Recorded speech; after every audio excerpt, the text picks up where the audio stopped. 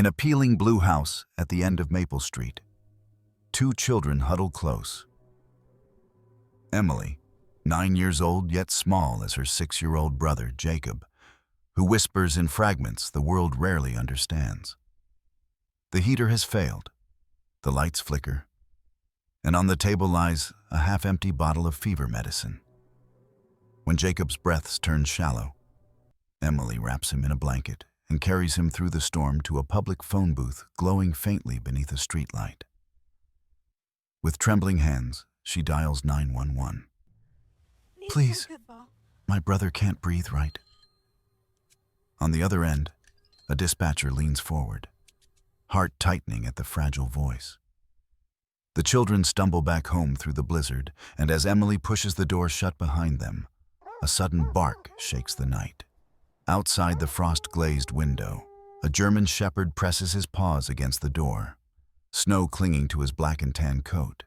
His bark echoes through the storm, urgent, insistent, as if demanding to be let in. No one knows yet what secrets wait behind that worn door. Secrets of a mother fighting more than poverty, of children forced to grow faster than their years, and of a dog who refuses to leave their side. The wind howled across Cleveland, Ohio, sweeping down empty streets where snowdrifts leaned like pale ghosts against broken fences. Inside a worn 2-story house, painted once blue but now faded to gray, 9-year-old Emily Miller pressed her forehead to the cold window pane. She was small for her age, her thin arms and narrow shoulders making her look no older than 6, the same age as her brother Jacob, who lay curled on the couch behind her, flushed with fever. Jacob's blonde hair stuck damply to his forehead, his blue eyes flickering weakly, lips parting in soundless whispers. His body shook under the threadbare blanket, every breath shallow and ragged. Sarah Miller, their mother, was gone working another late shift at the burger joint on East 55th. Midnight had passed, and the house seemed to grow colder with each minute. Emily wrapped Jacob tighter, whispering stories about superheroes. But when his trembling worsened, fear overtook her. She grabbed the old cracked cell phone and dialed 911 again and again. Static hissed. The weak signal flickered, and then the screen went black. The phone had failed. Her chest tightened. She looked at Jacob, burning with fever, and knew she couldn't wait. With desperate strength, she wrapped him in the blanket, lifted him onto her back, and staggered through the blizzard toward the faint glow of a public phone booth down the street. Snow bit at her cheeks, and her legs shook with every step. Inside the booth, she lowered Jacob carefully against the wall, his lips moving faintly as though trying to speak. Her frost-bitten hands lifted the receiver, and she dialed. 911, what's your emergency? The voice belonged to Jennifer Wilson, a dispatcher with 2 decades on the job. Her auburn hair was tied in a bun, her tired face lined by sleepless nights. Emily's voice trembled. "It's my brother. He can't breathe right. And the house was so cold. Please, I don't know what to do." Jennifer leaned forward, her heart tightening. "Sweetheart, you're very brave. Can you tell me your name?" "Emily," she whispered. Her heart pounded like a drum. "And how old are you, Emily?" 9, but everyone thinks I'm 6. "I'm little, that's okay. Can you tell me about your brother?" "Jacob. He's 6. He's really smart, but he doesn't like talking to people. Sometimes he doesn't talk at all." Jennifer's voice softened. "You're doing wonderfully.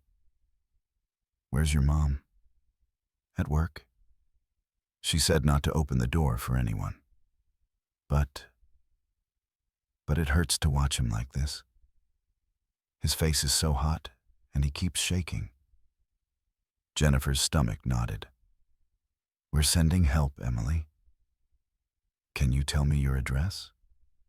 Emily stammered numbers, static hissing in the line, but Jennifer caught enough to trace their location. Stay calm. Help is on the way. Emily hung up, lifted Jacob again, and fought her way back through the storm. By the time she reached the old blue house, her body was trembling from cold and strain. She staggered up the steps, nearly dropping Jacob as she pushed the door open. And then, barking. A deep, resonant sound split the night. Emily turned toward the frosted window. Outside, through the swirling snow, a German shepherd loomed, black and tan fur dusted with flakes, amber eyes glowing. Its paws raked the door, claws scratching wood, barking with fierce urgency as though demanding to be let in. Emily froze. Her heart pounded as she clutched Jacob tighter. Was it safe or dangerous? Jacob stirred, whispering his first word of the night. Dog. Emily's hand trembled on the lock. Slowly, she pulled it open.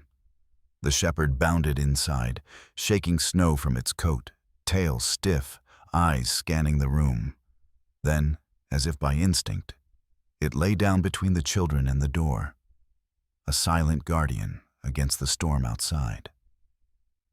Emily sank to her knees, exhausted, Jacob limp against her shoulder. The house rattled in the wind. But for the first time that night, she didn't feel entirely alone. The storm raged through Cleveland as sirens cut a jagged path across the streets, red and blue lights flickering like beacons through the snow. Inside the faded blue house, Emily sat huddled on the couch, Jacob's fevered body pressed against her chest. The German shepherd lay sprawled at their feet, massive head resting on his paws, but ears twitching at every sound. Each time Jacob whimpered, the dog raised his head and let out a low growl at the howling wind, as if warning the storm itself to stay away. The old space heater in the corner had failed hours ago. Drafts slid under the doors and through cracked windows, filling the house with icy air. Emily's teeth chattered, her hazel eyes darting between her brother and the strange dog who had forced his way into their lives. Yet as frightening as his presence was at first, she now felt oddly safer with him near. The way he planted himself between her and the door made her think he knew why he was here. Jacob stirred weakly, his blue eyes glassy with fever. His lips moved, whispering sounds only Emily understood. She pressed her hand to his damp blonde hair. "Shh, Jacob. Help is coming." Her voice was steady for him, though her small body trembled with exhaustion. Then came the pounding, knuckles rapped against the door in sharp rhythm, muffled by the storm. The shepherd leapt up instantly, barking with such force the walls seemed to shake. Emily flinched, but tightened her grip on Jacob. A voice called from outside. "Cleveland EMS! Open the door." Emily's breath caught. Slowly, she edged toward the door, the shepherd pacing beside her, chest rumbling with warning growls. She unlatched the lock and the door blew open under the weight of the wind. 2 paramedics entered first. David Grant, tall and broad-shouldered, his gray-blue eyes hardened by years of long shifts, carried his trauma bag. Behind him came Sophie Ramirez, quicker, younger, with calm brown eyes that moved from Emily to Jacob in a heartbeat. Snow clung to their coats, melting into dark patches.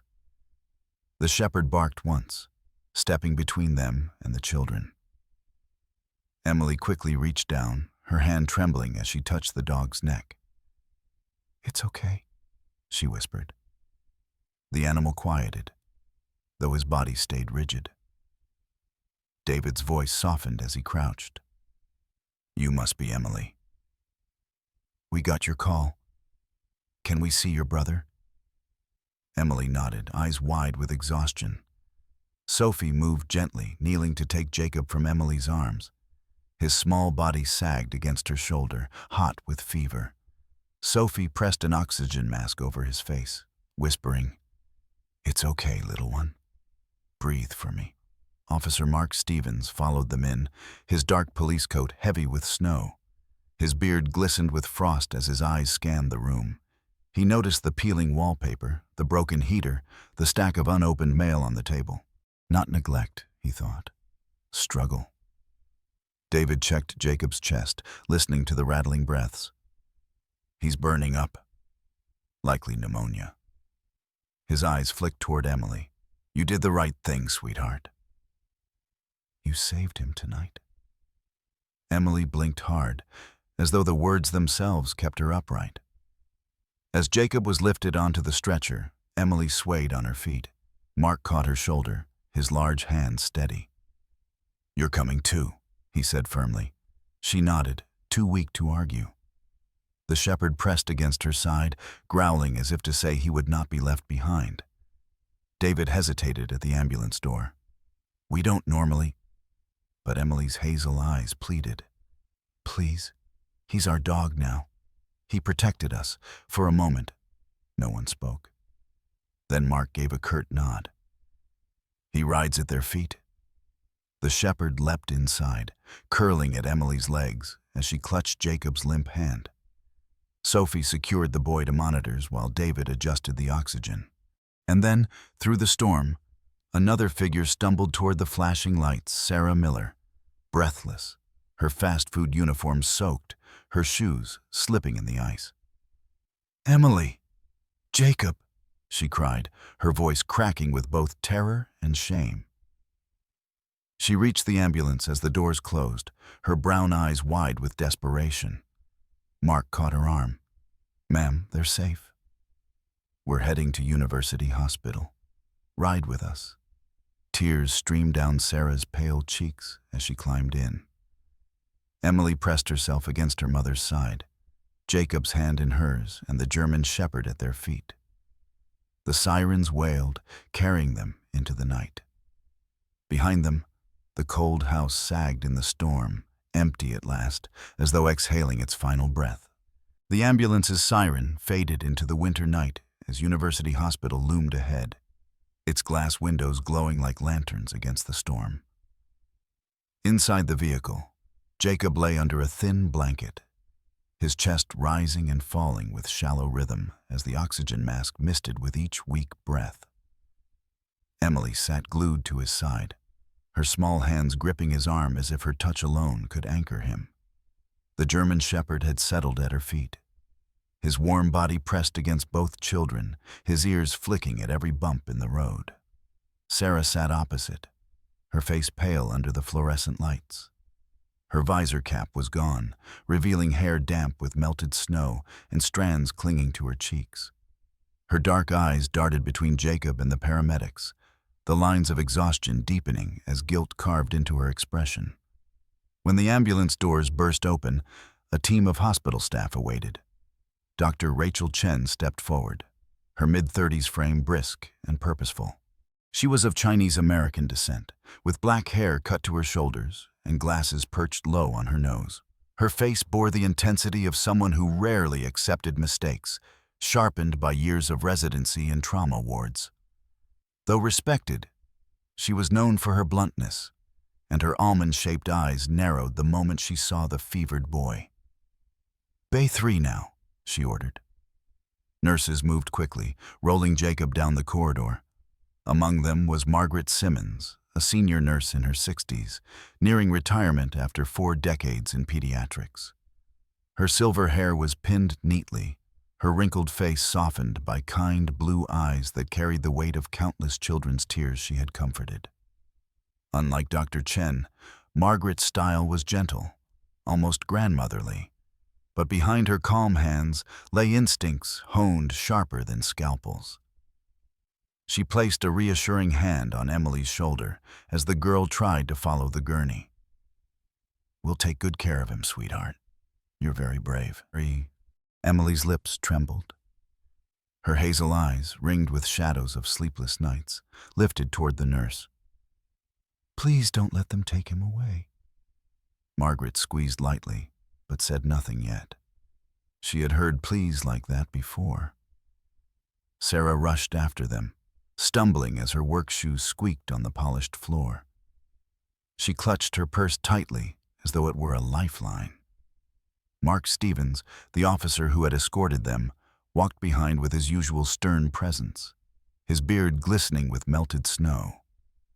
His gaze flickered between Sarah and the children, weighing details with the caution of a man who had seen families broken by neglect and by false accusations alike.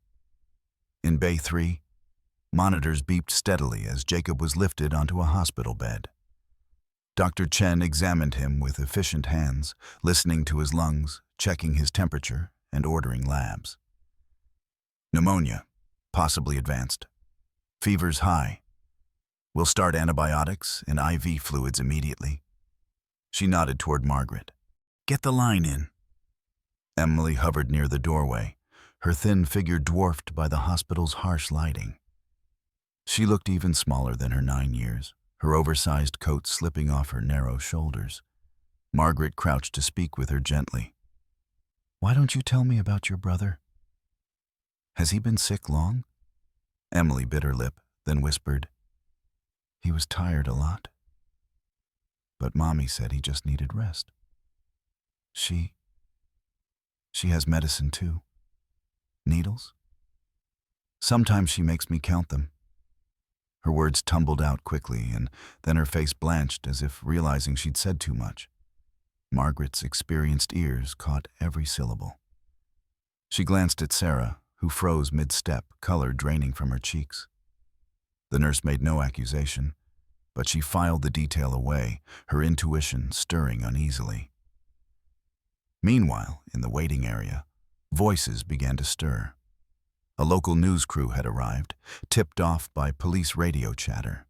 A reporter with blonde curls and a heavy coat cornered one of the neighbors from Maple Street, Mrs. Irene Walker, a middle-aged woman with curlers still in her hair. Her voice carried through the lobby, amplified by the microphone. That woman's always working, never home. Those poor kids are alone more often than not. I hear them crying through the walls. It isn't right. The camera's red light blinked, recording every word. Sarah overheard it as she stepped into the corridor, and shame pressed down like another weight she could not carry. She wanted to shout back that she worked because she had no choice, that she had to keep food on the table, but her voice caught in her throat. She wrapped her thin arms around Emily, who had followed her, the girl's small frame trembling.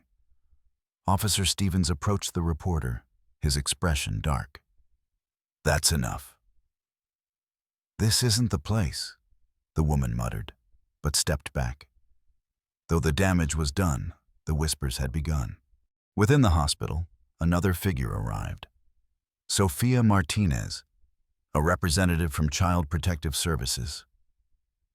She was in her mid-30s, with olive skin, dark eyes that betrayed little emotion, and a professional attire that contrasted with the chaos around her. Her posture was erect, her voice measured, every gesture rehearsed from years of walking into broken homes. Yet behind her composure was a woman who had grown up in foster care herself, never fully trusting the system she now served. She introduced herself calmly. Mrs. Miller, I need to speak with you regarding the circumstances tonight. Sarah bristled, her thin shoulders stiff. My son is sick. That's what matters. Sophia's gaze flicked toward Emily, who clung tighter to her mother's sleeve. It also matters that your children were found alone in an unsafe environment during a medical crisis. At this point, Child Protective Services must consider temporary placement for both children until we can ensure their safety. Sarah's face went white. Both? Yes, Sophia replied evenly. Jacob and Emily. Emily's hazel eyes widened with terror. She pressed against her mother, shaking her head violently. No, please don't take us. We'll be good. We'll stay together. Don't take us away. Sarah knelt, clutching her daughter tightly, her own tears spilling. I won't let them. I promise, but the words tasted hollow in her mouth. Jacob stirred faintly in his hospital bed, murmuring a single word. Stay. Emily grabbed his hand, sobbing, her small frame trembling as though she could shield him from the world. Outside the hospital door, the German shepherd growled low, planting himself firmly on the cold tile. His amber eyes glowed under the hallway lights, his massive body blocking the threshold. Orderlies tried to coax him away, but he refused to move. He belonged to the children now, and nothing would tear him from his post. The fluorescent lights of University Hospital hummed softly in the late hours of night, their sterile glow painting long shadows across the linoleum floors.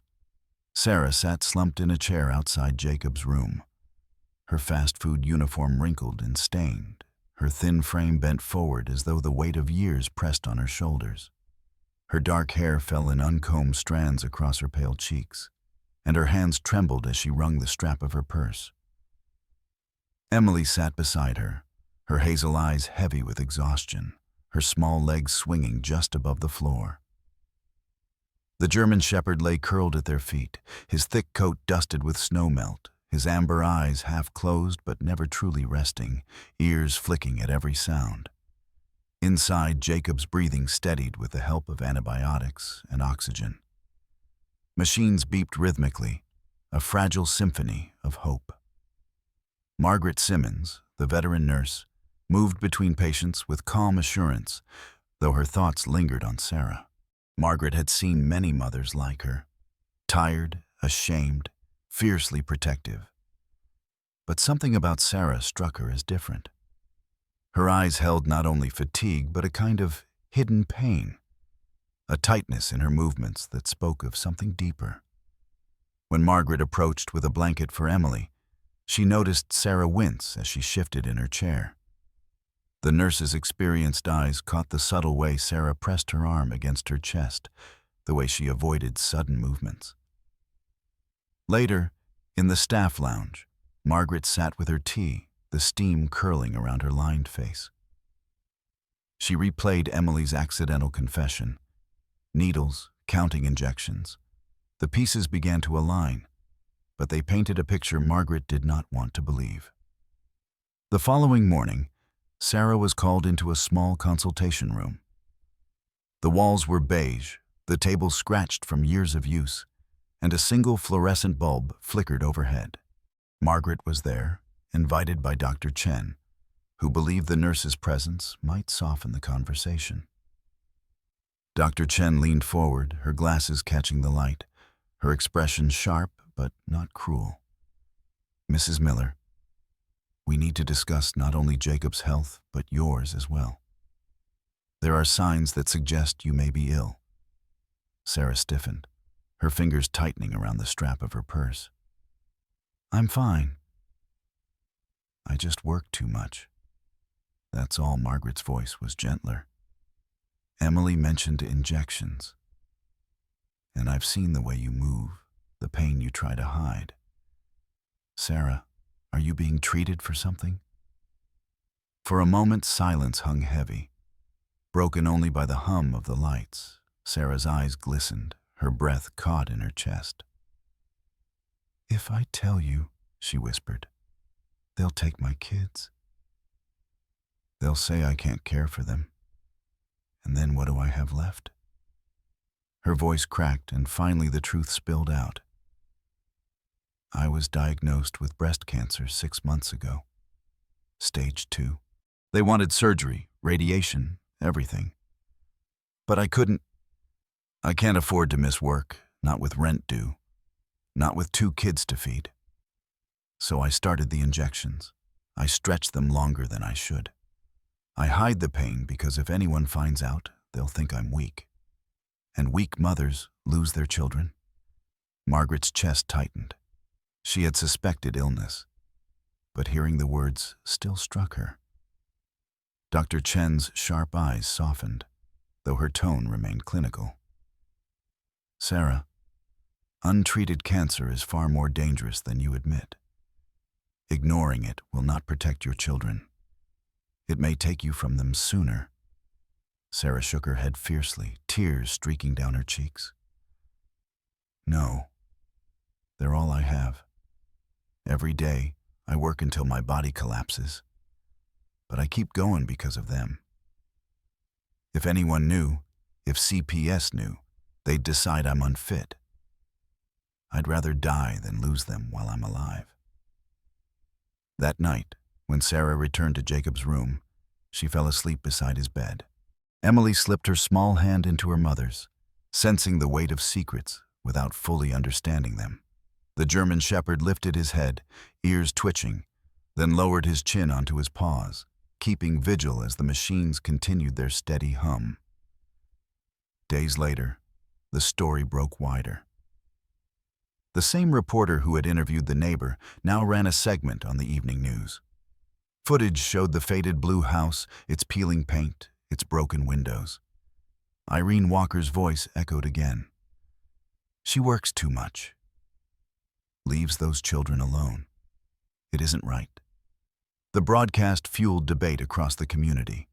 Some condemned Sarah as neglectful, citing her absence during Jacob's illness. Others, upon learning whispers of her condition, defended her as a mother trapped in impossible choices. In the hospital cafeteria, volunteers from a local church spoke quietly about organizing support.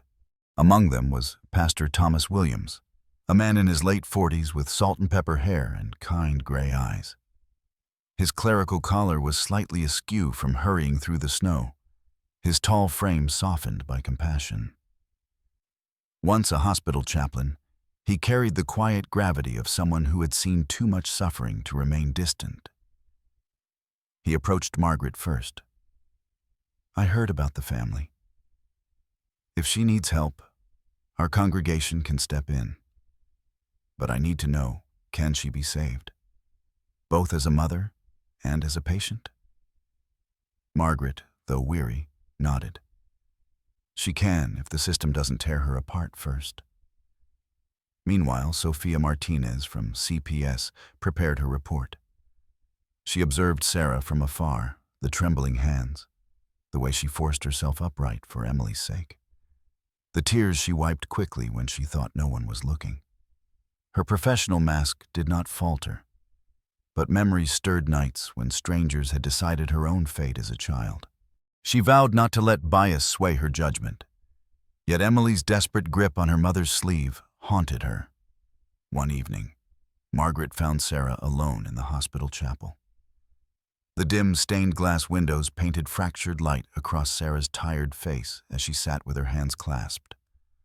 On the bench beside her lay a worn journal. With Sarah's permission, Margaret opened it. Inside, the handwriting was shaky but heartfelt. If anyone knows I'm sick, they'll say I can't raise them. But they are my everything. Every day I choose. Medicine or rent, injections or food. I choose them. I'll always choose them, even if it kills me. Margaret placed the journal back carefully, her throat tight. She sat beside Sarah, laying a hand over hers. You don't have to fight alone. Sarah looked away, her lips trembling. But alone is the only way I've ever survived. The county courthouse rose against the gray Cleveland sky, its stone columns dusted with snow, the broad steps slick with ice where hurried footsteps had worn patches clear. Inside, the air buzzed with restrained tension as families, lawyers, and social workers filled the waiting area. At the center of it all sat Sarah Miller, her back hunched, her thin coat pulled tightly across her chest. Her dark hair was pinned back loosely, strands falling around her pale face. She had the hollow look of someone who had been awake too long, caught between fear and shame. At her side, Emily clung to her hand with white-knuckled grip, her hazel eyes wide and anxious, her small frame barely reaching the height of the bench. Nearby, Jacob sat with a blanket draped across his shoulders, recovering but still weak from his illness. His pale blonde hair fell in messy strands across his forehead, and his lips moved faintly as though whispering to himself, a coping habit when the noise of the world pressed too close. His gaze flickered constantly to his sister, who squeezed his fingers every time he shuddered. And curled at their feet, Like a living wall between them and the strangers who stared, lay the German shepherd. His thick black and tan coat gleamed despite the hospital bandage still wrapped around one paw. The children had named him Guardian, and the name had spread after a video surfaced online showing him scratching and barking furiously at their door the night of the emergency. Shared across social media, the clip transformed the dog into an unlikely symbol of protection, his amber eyes locked with fierce loyalty on the children. The bailiff called the case, and the courtroom stirred. At the front sat Judge Eleanor Ellis, a woman in her early 50s with a steel gray bob and sharp cheekbones that gave her an air of severity. Yet her eyes, a cool shade of green, revealed a cautious compassion honed over decades of deciding cases where every choice carved futures. Her reputation was that of balance, firm with the law, but unwilling to let bureaucracy blind her to humanity. To the left, Sophia Martinez from CPS adjusted her papers. Her dark hair was neatly tied, her professional blazer tailored, her expression unreadable. Yet beneath her calm exterior, memories of her own childhood in foster care simmered. Memories she tried to keep from coloring her judgment. Her report was thick with details. The children found alone, in unsafe conditions, Jacob's untreated illness, Emily's confession about needles, Sarah's exhausting work schedule. She knew the case painted a portrait of risk. Sarah's attorney was Michael Turner, a man in his early 40s with sandy hair combed back and glasses perched on a strong nose. His suit had seen better days, but his voice carried conviction. He was known in Cleveland's legal circles as a defender of parents on the margins, having grown up with a single mother who fought eviction notices and welfare hearings. His jaw bore the faint shadow of stubble, and his blue eyes burned with quiet determination as he laid his hand on Sarah's shoulder before the hearing began. Judge Ellis struck her gavel lightly. "We are here to determine the temporary custody of Emily and Jacob Miller. CPS has recommended foster placement. Counsel, you may proceed." Sophia rose first. Her voice was calm, each word chosen with precision. "Your Honor, these children were found alone in unsafe conditions during a medical emergency. Their mother, though undoubtedly working hard, left them without adequate supervision.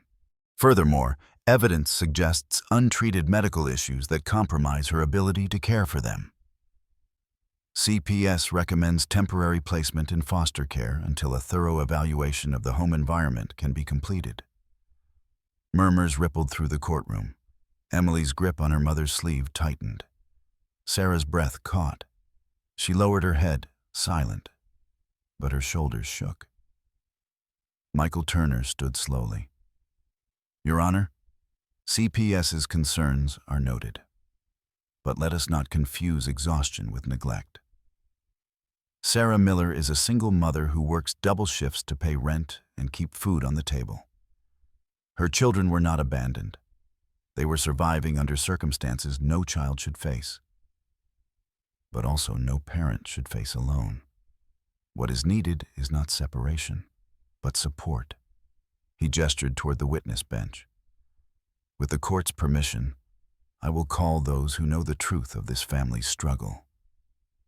Judge Ellis nodded.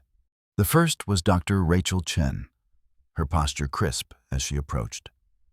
She testified about Jacob's pneumonia, her tone factual but not unkind.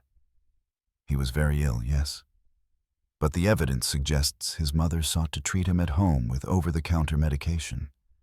It was insufficient, but not malicious. I have seen true neglect. This was desperation, not disregard. Next came Margaret Simmons, her uniform neat despite her nearing retirement. Her silver hair gleamed under the courtroom lights as she looked directly at the judge. "In my 40 years of nursing, I have learned to see past appearances. Sarah Miller is ill herself, though she tried to hide it. I have reason to believe she has been battling serious health issues while working tirelessly for her children. These are not the actions of a negligent mother. They are the actions of one too afraid to ask for help. Gasps rippled through the courtroom. Sarah's eyes brimmed. She lowered her gaze as tears slipped down her cheeks. Emily buried her face in her mother's arm.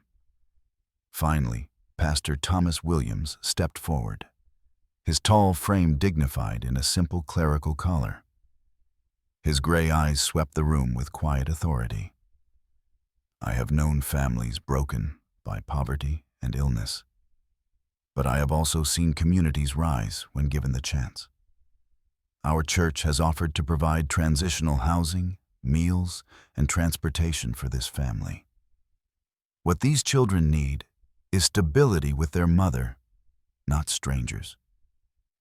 If we invest in compassion, we strengthen, not fracture their future. At that moment, Michael Turner held up a tablet. Your Honor, this is the video that circulated just days ago. It shows the German shepherd the children call Guardian, barking and clawing at the door of their home, alerting neighbors before rescuers arrived. It has been shared thousands of times, hailed as a symbol of protection. While a dog cannot testify, his loyalty speaks louder than words. Even he would not leave these children. On the screen, Guardian's deep bark echoed through the courtroom. The real Guardian, curled at Emily's feet, lifted his head and barked once as if to answer, startling a murmur from the gallery. Emily looked up, her eyes shining with tears, and whispered, "See, he saved us." Judge Ellis leaned back in her chair, her green eyes unreadable as silence settled over the room. She tapped her pen against the file, considering the arguments laid before her. Her jaw tightened, then eased, betraying the weight of the decision. Finally, she spoke. This is not a simple case. CPS has a duty to protect children, but protection does not always mean removal. It may mean strengthening the family rather than severing it. I will take this under advisement and deliver my ruling tomorrow morning. The gavel struck once. The sound echoed, leaving Sarah trembling with both dread and fragile hope. Emily clung to her hand. Jacob leaned against her side, and Guardian pressed his massive head against their knees as though anchoring them all. The courtroom emptied slowly, whispers trailing in every direction. For Sarah, the night ahead stretched endless. The fate of her family balanced on the fragile scales of mercy and law. The morning sun rose weakly over Cleveland, its pale light glinting off the courthouse steps where fresh snow had been swept aside. Sarah Miller walked out with her children pressed close against her sides, her breath visible in the brittle air. Her cheeks were wet with tears, though for the first time in months they carried not only fear, but the fragile shimmer of relief. Judge Ellis had ruled late that morning. Sarah would keep custody of Emily and Jacob, but under the condition they accept transitional housing at Grace Community Church's apartment program, with regular oversight and support.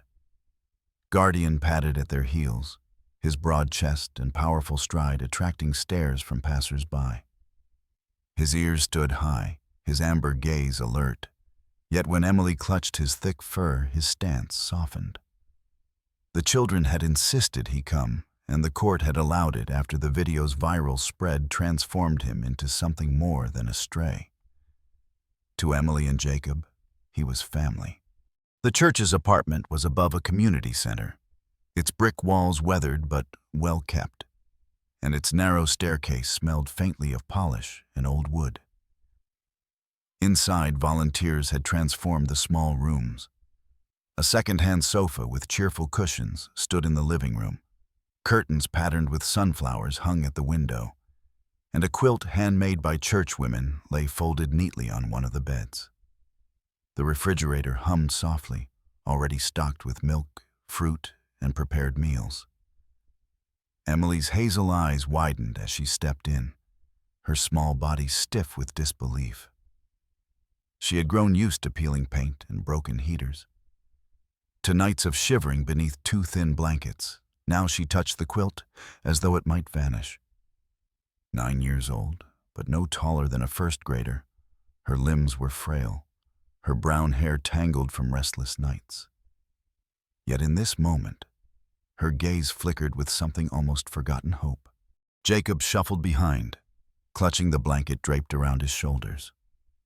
His pale blonde hair caught the sunlight streaming through the window, and his small face bore the solemn expression of a boy who lived in his own world. He spoke little, only in short phrases, but his eyes followed Emily faithfully, as though tethered by invisible string. When he saw a corner of the room filled with books and puzzles set out by volunteers, his lips curved faintly. "Blocks," he murmured, pointing. For Jacob, words were rare gifts, and Emily's smile broke wide as she knelt beside him. "Yes, blocks. They're for you." Sarah lowered herself onto the sofa, her thin shoulders sagging with exhaustion. For years she had carried everything alone. Double shifts at the diner, secret battles with illness, the gnawing fear that one slip would cost her children. Now, for the first time, someone else had lifted part of the burden. She pressed her hand against her chest, where pain still lingered from the untreated tumor. But instead of hiding, she exhaled slowly. The court's conditions had forced her secret into light. There would be no more pretending. Later that afternoon, Dr. Evelyn Carter arrived for a home visit. She was in her late 40s, with auburn hair streaked silver, sharp gray eyes softened by laugh lines, and a practical wool coat buttoned tight against the cold. A physician affiliated with a local women's health clinic, she had long advocated for uninsured women, determined that poverty should never decide who lived or died. Her demeanor was calm but direct, the sort that invited trust without indulgence. She carried a folder of medical charts and a quiet resolve to see this mother survive. "Sarah," she said gently, setting her bag down, "the church has partnered with our clinic. We'll start your treatments immediately, and you won't have to choose between medicine and rent anymore." She looked Sarah squarely in the eye. "You don't have to hide anymore." Sarah's throat tightened, tears pricking her eyes. She nodded, unable to speak. Emily slipped onto the sofa beside her, laying her tiny hand over her mother's trembling fingers. "Mommy, you don't have to be scared. We're all here now." In the weeks that followed, life shifted. Emily began evaluation with an endocrinologist who confirmed her growth delay could be treated. The girl sat bravely through the first hormone injections, her hazel eyes watering, but her chin lifted high. Margaret, who visited often despite her pending retirement, brought her small gifts: hair ribbons, children's books, a stuffed bear wearing a knitted scarf. "For courage," Margaret would say, and Emily would beam shyly, her frail body hugging the gift close. Jacob started attending a special program for children on the autism spectrum at the community center. His first days were rocky. He clung to Emily, refusing to let go. But slowly, under the guidance of patient teachers, he discovered routines that soothed him. He built towers from colored blocks, practiced words with picture cards, and found joy in puzzles. Though still shy and withdrawn, he began to meet the world in cautious steps. Sarah herself learned to accept help. At first, she resisted old instincts, pressed her to refuse every offer, to prove she could do it alone. But Pastor Thomas Williams reminded her gently, his tall frame leaning against the doorframe as he spoke. Strength isn't just carrying the load yourself. Sometimes strength is knowing when to let others carry it with you. His gray eyes held no judgment, only compassion. And slowly Sarah let the community in. Volunteers brought meals, sat with the children during her treatments, and even taught Emily how to cook simple recipes. Guardian, meanwhile, became a fixture in the neighborhood. His thick coat grew glossier under proper food and shelter, and his presence at Emily's side gave her courage she had never shown before. Children at the playground learned his name, calling Guardian as he trotted past, his tail wagging, though his eyes never strayed far from the Miller family. One evening, snow drifted outside the window as Sarah sat with her children at the small wooden table. Emily chattered softly about her day, her cheeks flushed with the excitement of new friends at school. Jacob stacked blocks in quiet concentration, humming under his breath. Guardian lay sprawled nearby, his ears twitching at every sound.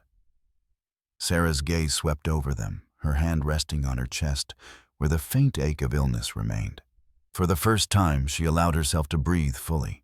The road ahead would not be easy. Treatments would be long, work uncertain, and the shadows of poverty never far. Yet as laughter filled the small apartment, Sarah realized she no longer faced the darkness alone. There was a roof, there was warmth, and most of all, there was a community willing to fight with her. Still, as the wind moaned faintly beyond the window, she understood the battle was only beginning. By late March, Cleveland no longer felt like a city locked in a frozen fist. The sidewalks that once cracked beneath ice revealed muddy patches of grass, and the Cuyahoga River, sluggish all winter, sparkled under the thin warmth of spring sunlight. Birds returned to the trees outside the church apartment, their songs faint but insistent, as if daring the city to believe in renewal. Inside the second-floor flat, Sarah Miller stood at the window with her children at her side, watching the seasons shift with cautious wonder. Her body was no longer the same body that had staggered into a courtroom weeks earlier. The treatments, under the careful supervision of Dr. Evelyn Carter, had begun to work their way into her bones. Fatigue still followed her, like a shadow at dusk, but there was now a pattern, moments of clarity, stretches of strength that had not existed before. Evelyn had insisted not only on medicine, but on a lifestyle change Sarah had once thought impossible. Twice a week, she joined a gentle exercise group hosted in the church basement. It was led by Janet Harper, a physical therapist in her early 40s with cropped blonde hair and arms strong from years of helping patients rebuild their lives. Janet's voice was brisk but encouraging, her blue eyes lit with humor as she guided Sarah through stretches and light movements. "Strength doesn't come all at once," Janet would remind her. "It's built one small act at a time." Sarah, unused to moving for herself rather than for survival, discovered her body responding slowly, her joints loosening, her breath deepening. Food, too, became different. Helen Price, the auburn-haired volunteer who had become almost a grandmother to Emily and Jacob, taught Sarah how to plan meals that nourished without breaking her budget. Out went the endless diner leftovers Sarah had relied on during double shifts. In came vegetables from the church pantry, lean proteins, and recipes. Helen scribbled on index cards with cheerful doodles in the corners. Sarah's pale cheeks began to regain subtle color, her hollow eyes brightening as her body found fuel it had long been denied. Emily noticed first. One morning she hugged her mother tight and whispered, "You feel warmer now." 9 years old, still small for her age, Emily's hazel eyes carried wisdom beyond her years. She had once been a child who counted her mother's needles in secret. Now she watched Sarah drink green smoothies and take walks with Guardian around the block. Her own hormone therapy continued, her frame inching taller with each month, and seeing her mother embrace healing made Emily braver about her own injections. "We're both growing," she told Sarah one evening, curling against her on the sofa. Jacob, though quieter, also sensed the change. He was attending his autism program regularly, guided by patient teachers who celebrated every new word he uttered. He had begun to mimic the stretches Sarah did at home, awkwardly raising his arms while Guardian tilted his head in canine confusion. "Exercise," Jacob would say, smiling faintly, and Sarah would laugh, surprised at how his shy attempts lifted her spirits more than any doctor's report. Guardian himself had grown into the role of protector with almost mythic certainty. His coat gleamed under proper food and shelter, and his muscles filled out with steady meals and long walks. Children in the neighborhood greeted him by name, and strangers who recognized him from the viral video would stop to scratch his ears. Yet he remained fiercely bonded to the Millers. At night, he lay at the foot of the children's bed, his deep breathing steady as thunder, as if promising no shadow would reach them again. Sarah's online classes in medical billing continued as well. But now, she managed her assignments without collapsing into exhaustion. Evelyn and Janet had worked out a schedule that balanced study, rest, and treatment. Sarah discovered that discipline could coexist with care, that her mind could thrive even as her body healed on weekends. Emily would sit beside her with coloring books, Jacob building block towers nearby, Guardian sprawled across the floor. The family cocooned in the quiet hum of progress. Spring drew them outward too. At the community center's garden plot, Sarah learned to tend rows of lettuce and carrots under the guidance of volunteers. The earth was cool and forgiving beneath her hands, and Emily knelt beside her, planting seeds with careful fingers. Jacob preferred to sit on the edge, humming to himself while stacking stones. But occasionally, he would help pat soil over seeds, his small voice declaring, "Grow." Sarah smiled at the word. It was both command and hope, and it applied to them all. Health was still a battle, but no longer a secret war. Sarah had regular checkups, her charts updated with every improvement. Evelyn noted reduced inflammation, steadier weight, better energy levels. Margaret, though now officially retired, still visited, her kind eyes lighting with pride at each milestone. "You're not just surviving anymore, Sarah," she said one afternoon. "You're building a life worth living." For the children, the changes were just as tangible. Emily began to laugh more freely, her small body running across the playground with Zoe, her new friend. Jacob spoke short sentences with his teachers, even initiating play with another boy who liked puzzles. Their world was no longer confined to fear and silence. It stretched, cautiously but steadily, toward connection. One April evening, Sarah sat on the apartment balcony with a bowl of soup balanced on her lap. Emily leaned against her side, her legs dangling, while Jacob hummed softly as he traced patterns on the railing with his fingers. Guardian lay at their feet, his head resting on his paws, amber eyes reflecting the fading light. The city below bustled with ordinary life cars, laughter, music drifting from open windows. Sarah inhaled deeply, the air cool but no longer biting, and whispered, "We're going to be okay." Emily tilted her head up, her hazel eyes glowing with the certainty only children could carry. "Because we're together." Jacob looked up briefly, then echoed, "Together." His small voice fragile but certain.